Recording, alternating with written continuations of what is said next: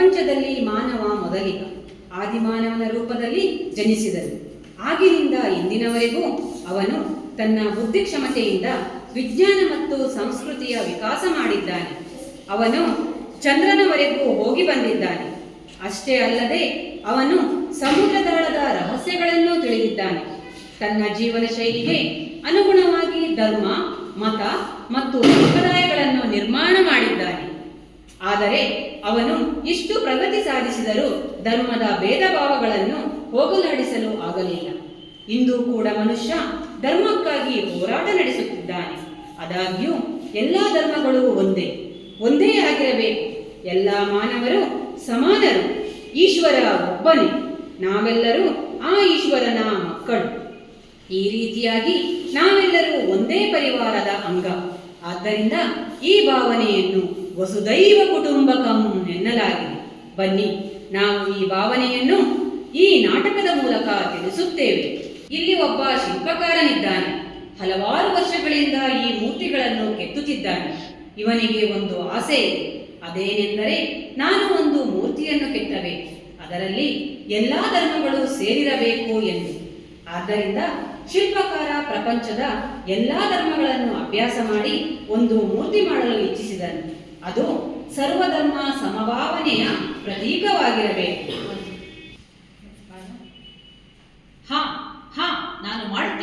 ನಾನು ಮಾಡುತ್ತೇನೆ ಅಂತಹ ಒಂದು ಮೂರ್ತಿ. ಅದು ಸರ್ವಧರ್ಮ ಸಮಭಾವದ ಪ್ರತೀಕವಾಗಬೇಕು. ಕೇಳು ಶಿಲ್ಪಿಯೇ, ಕೇಳು. ನೀನು ಅಂದುಕೊಂಡಿರುವುದು ಒಳ್ಳೆಯದೇ, ಆದರೆ ಅದು ಸಾಧ್ಯವೇ? ಯಾಕಿಲ್ಲ? ನಾನು ಪ್ರಪಂಚದ ಪ್ರಸಿದ್ಧ ಶಿಲ್ಪಿ. ನಾನು ಇದುವರೆಗೂ ಎಷ್ಟು ಮೂರ್ತಿಗಳನ್ನು ಕೆತ್ತಿದ್ದೇನೆ, ಅವೆಲ್ಲವೂ ಪ್ರಪಂಚದಾದ್ಯಂತ ಪ್ರಸಿದ್ಧವಾಗಿದೆ. ಆದರೆ ಶಿಲ್ಪಿ, ನೀನು ಇಂದು ಸಾಧಾರಣ ಕಾರ್ಯ ಮಾಡಲು ಹೋಗುತ್ತಿಲ್ಲ. ನೀನು ಸರ್ವಧರ್ಮದ ಸಮ್ಮೇಳನದ ಪ್ರತೀಕ ಮಾಡುತ್ತಿರುವೆ. ನನಗೆ ಅದೇನೇನೂ ಅಲ್ಲ. ಆದರೆ ನೀನು ಕೂಡ ಒಂದು ಧರ್ಮದಲ್ಲಿ ಸೇರಿದ್ದೀಯ. ಆದರೂ ಕೂಡ ನಾನು ಕಲಾಕಾರ. ಒಳ್ಳೆ ಕಲಾಕಾರನಿಗೆ ಯಾವುದೇ ಧರ್ಮವಿಲ್ಲ, ಯಾವುದೇ ಜಾತಿ ಇಲ್ಲ, ಯಾವ ಗಡಿರೇಖೆಯೂ ಇಲ್ಲ. ಅವನನ್ನು ಕಟ್ಟಿಹಾಕಲು ಸಾಧ್ಯವಿಲ್ಲ. ಅವನು ಎಲ್ಲ ಬಂಧನದಿಂದ ಮುಕ್ತನಾಗಿದ್ದಾನೆ. ಅದು ಅಷ್ಟು ಸುಲಭವಲ್ಲ. ನೀವು ಹೋಗಿ ಇಲ್ಲಿಂದ. ನೀವು ನನ್ನನ್ನು ವಿಚಲಿತಗೊಳಿಸುತ್ತಿದ್ದೀರಿ. ಹೋಗಿ.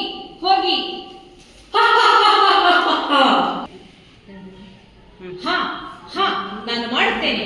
ನಾನು ಎಲ್ಲ ಧರ್ಮಗಳನ್ನು ಅಭ್ಯಸಿಸಿದ್ದೇನೆ. ನಾನು ಮಾಡುತ್ತೇನೆ. ನಾನು ಮಾಡುತ್ತೇನೆ. ನಾನು ನಿರ್ಮಾಣ ಮಾಡುವ ಮೂರ್ತಿ ಪ್ರತಿ ಧರ್ಮದ ಪ್ರತೀಕವಾಗಬೇಕು.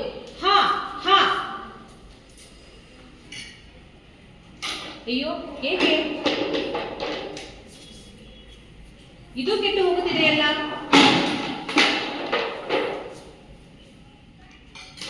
ಏಕೆ ನನಗೆ ಮೂರ್ತಿ ಕೆತ್ತಲು ಸಾಧ್ಯವಾಗುತ್ತಿಲ್ಲ? ಅಯ್ಯೋ, ನನಗೆ ಹುಚ್ಚು ಹಿಡಿಯುತ್ತಿದೆ. ಇಲ್ಲ.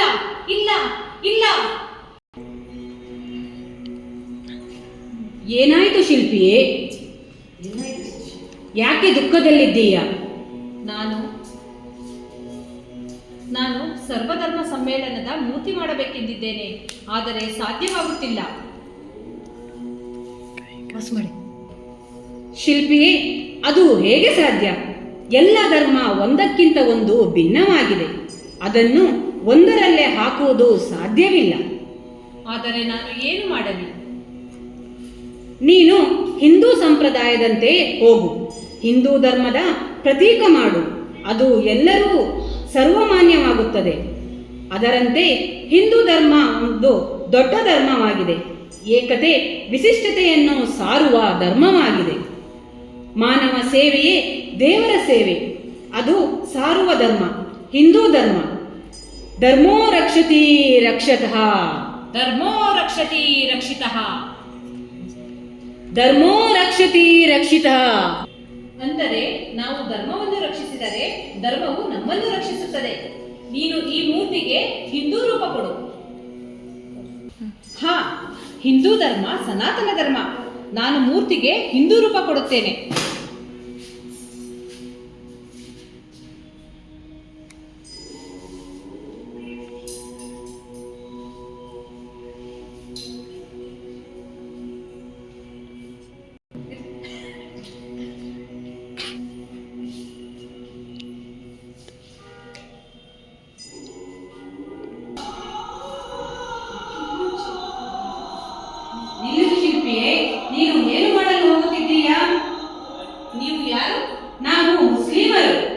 ಮುಸ್ಲಿಂ?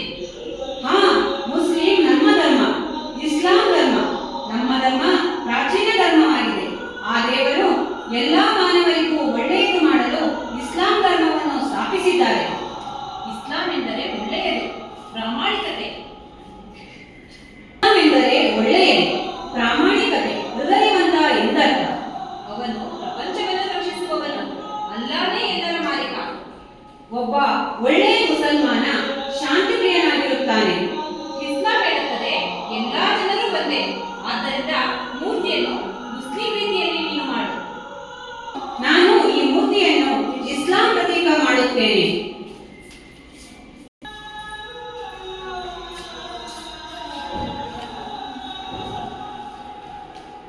ನಿಲ್ಲು ಶಿಲ್ಪಿಯೇ, ನೀನು ಏನು ಮಾಡಲು ಹೋಗುತ್ತಿದ್ದೀಯಾ? ನೀವು ಯಾರು? ನಾವು ಕ್ರೈಸ್ತರು. ಕ್ರೈಸ್ತರು? ಹಾ, ನಾವು ಕ್ರಿಸ್ತು, ನಮ್ಮ ದೇವರು ಯೇಸು ಕ್ರಿಸ್ತ. ಅವರು ಸ್ವಯಂ ದುಃಖ ಕೆಟ್ಟವರಿಗೂ ಕ್ಷಮಿಸಿದ್ದಾರೆ. ಹಾ, ನಾವು ಕ್ರೈಸ್ತರು. ನಮ್ಮ ದೇವರು ಯೇಸು ಕ್ರಿಸ್ತ. ಅವರು ಸ್ವಯಂ ದುಃಖ ಕೊಟ್ಟವರಿಗೂ ಕ್ಷಮಿಸಿದ್ದಾರೆ. ಅವರು ಪ್ರೀತಿ, ಕರುಣೆ, ಅಹಿಂಸೆಯ ಸ್ವರೂಪ. ನಾವು ಬೈಬಲ್ನ ರೀತಿ ಆಚರಣೆ ಮಾಡುತ್ತೇವೆ. ಅದರಂತೆ ಪುನರ್ಜನ್ಮ ಪ್ರಪಂಚದ ಎಲ್ಲಾ ಪಾಪಗಳನ್ನು ಕ್ಷಮಿಸಲೆಂದೇ ಆಗಿದೆ. ಕ್ಷಮೆ ಎಲ್ಲಕ್ಕಿಂತ ದೊಡ್ಡದು. ಆದ್ದರಿಂದ ಕ್ರೈಸ್ತ ಧರ್ಮ ಎಲ್ಲಕ್ಕಿಂತ ದೊಡ್ಡ ಧರ್ಮ. ಆದ್ದರಿಂದ ಈ ಮೂರ್ತಿಗೆ ಯೇಸುವಿನ ರೂಪ ಕೊಡು. ಹಾ, ನಾನು ಮೂರ್ತಿಗೆ ಯೇಸುವಿನ ರೂಪ ಕೊಡುತ್ತೇನೆ. ಹಾ.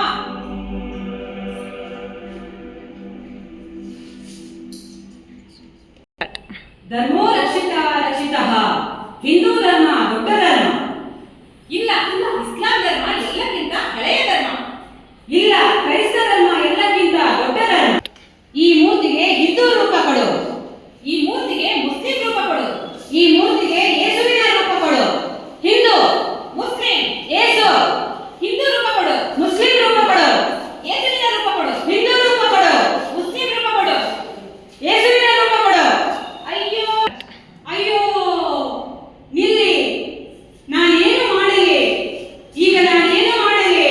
ಅಯ್ಯೋ, ಅಯ್ಯೋ, ಅಯ್ಯೋ. ನಿಲ್ಲಿ, ಶಾಂತರಾಗಿ ನಿಲ್ಲಿ. ನಾವೆಲ್ಲರೂ ಒಂದಾಗಬಹುದು. ಅದಕ್ಕಾಗಿ ನಮ್ಮ ಧರ್ಮದ ಅಭಿಮಾನದಿಂದ ದೂರವಾಗಬೇಕು.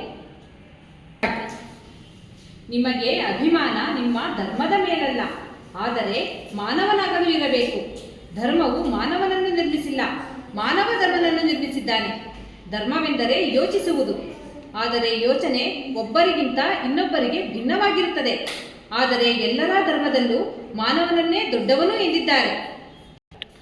ಹಿಂದೂ ಧರ್ಮ ಹೇಳುತ್ತದೆ ಮಾನವನ ಸೇವೆಯೇ ದೇವರ ಸೇವೆ. ಮುಸ್ಲಿಂ ಧರ್ಮ ಹೇಳುತ್ತದೆ ಬಡವನಿಗೆ ಸಹಾಯ ಮಾಡು. ಕ್ರೈಸ್ತ ಧರ್ಮ ಹೇಳುತ್ತದೆ ಪ್ರತಿಯೊಬ್ಬನನ್ನೂ ಪ್ರೀತಿಸು. ಆದ್ದರಿಂದ ಪ್ರತಿ ಧರ್ಮವು ಮಾನವತೆಯನ್ನು ಶ್ರೇಷ್ಠ ಎಂದು ಹೇಳುತ್ತದೆ.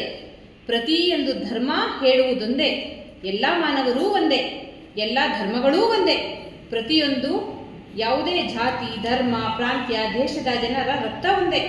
ಆದ್ದರಿಂದ ಇಡೀ ವಿಶ್ವವೇ ನಮ್ಮ ಪರಿವಾರ ಹಾಗೂ ಎಲ್ಲ ಮಾನವರು ಈ ಪರಿವಾರದ ಸದಸ್ಯರು. ಆದ್ದರಿಂದ ಎಲ್ಲ ಮಾನವರು ಸಹೋದರತ್ವದಿಂದ ಬಾಳಬೇಕು. ಎಲ್ಲರೂ ತಮ್ಮ ಧರ್ಮಗಳನ್ನು ಮರೆತು ತಮ್ಮ ಧರ್ಮವೊಂದೇ ಎಂದು ತಿಳಿಯಬೇಕು. ಆದ್ದರಿಂದ ಹೇಳಲಾಗಿದೆ, ಹಾಗಾಗಿ ನಾವೆಲ್ಲರೂ ಸೇರಿ ವಸುದೈವ ಕುಟುಂಬಕಂ